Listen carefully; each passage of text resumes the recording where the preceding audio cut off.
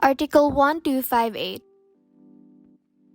Consignation shall be made by depositing the things due at the disposal of judicial authority before whom the tender of payment shall be proved in a proper case and the announcement of the consignation in other cases. The consignation having been made, the interested parties shall be notified thereof. Consignation must be with proper judicial authority. Consignation, by depositing the thing or sum due with the proper judicial authority, is necessary to effect payment. As tender of payment must precede consignation, the tender must be proved by the debtor in the proper case. In other cases, when tender is not required, only prior notice to interested persons of the consignation needs to be proved. Notice to be given to interested parties of the consignation made. After the consignation has been made, the interested parties must also be notified thereof. In a case, this requirement was fulfilled by the service of summons upon the defendants together with a copy of the complaint. The purpose of the second notice is to enable the creditor to withdraw the thing or sum deposited in case he accepts the consignation.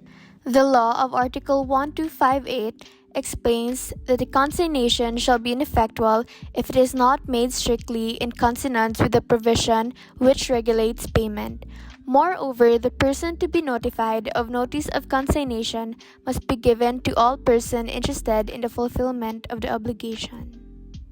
This article also states that the consignation shall be made before the disposal of a judicial authority's tender of payment be proven. This is by depositing or giving the things due to the parties having interest in the disposal of the said judicial authority. Moreover, the interested parties shall be notified with the consignment having been made. Having this said, the effects of consignment will remain valid as long as the refusal of which by the creditor is under the circumstances presented in Article 1256. For example, Maria and Clara are partners. Maria mortgaged her land to Clara with a mortgage value of 500,000 pesos. Clara died, but before she died, she donated the mortgage credit to her two sons, Lee and Lim. So Lee and Lim will each receive the principal mortgage amount of 250,000 pesos from Maria. Maria then decided to sell the whole land with its market value price of 1 million pesos to Lim because she can't afford to redeem her land due to some circumstances. Lee then refuses to accept his mortgage credit to be paid because he wants the land for himself. Maria decided to turn in the mortgage credit payment of Lee to the court. Issue: is the consignation valid? Yes, the consignation is valid because there was a tender of payment refusal by Lee. Therefore, he refuses to issue a receipt due to his personal reason that he wants to buy the land is invalid by the Supreme Court. And under the Article 1258, consignation shall be made by the delivery of the things due to the court, accompanied by proof of tender when required and of notice of the consignation in other cases. After the consignation has been made, the persons interested shall be notified thereof. The consignation is valid because Lee is required to accept the tendered payment from Maria.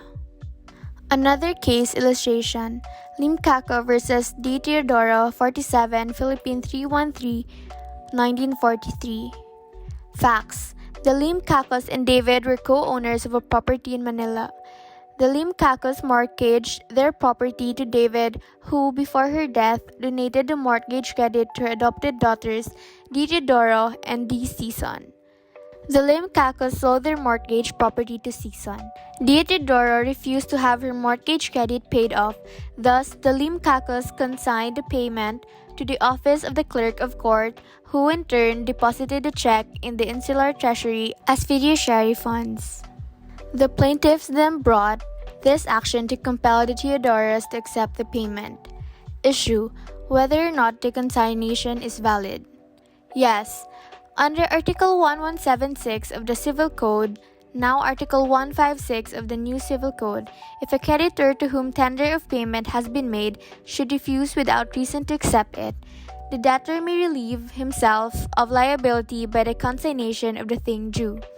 Article 1177 of the Civil Code, now Article 1257 of the new Civil Code, states that in order that the consignation of the thing due may release the obligor, previous notice thereof must be given to the persons interested in the performance of the obligation.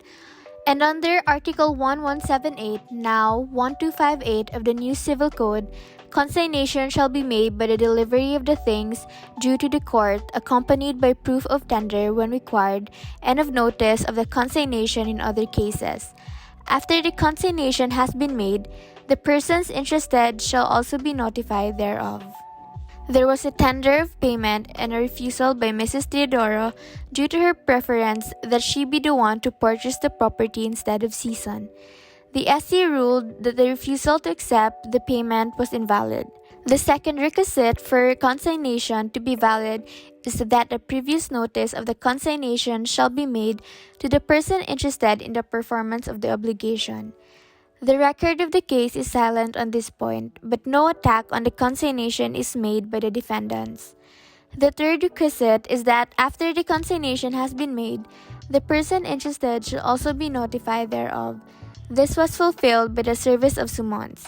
The consignation thereof is valid. Hence, the Teodoros are required to accept the tendered payment.